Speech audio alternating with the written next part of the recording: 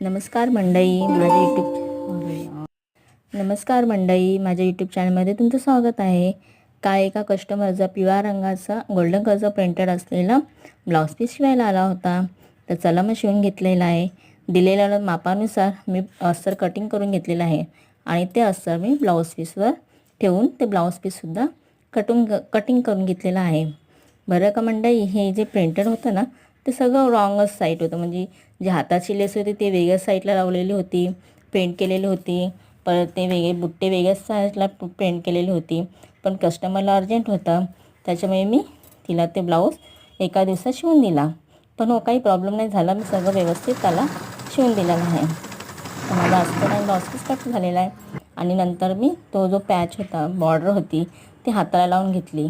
आणि कस्टमरला ना पॅच लावून पाहिजे होता ब्लाऊजला, पण आमच्याकडे कुठल्याही दुकानात पॅच अवेलेबल नव्हतं.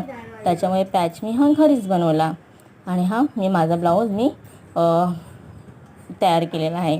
आणि हो, हा ब्लाऊज कसा शिवला आहे तो मला कमेंट करून नक्की सांगा. हा बघा, मी घरी पॅच बनवलेला आहे. आणि हो, ब्लाऊज रेडी केले. आणि हो, ह्याचा जो मी लटकन लावलेला आहे ना त्याचा व्हिडिओ मी डाउनलोड केलेला आहे. तर नक्की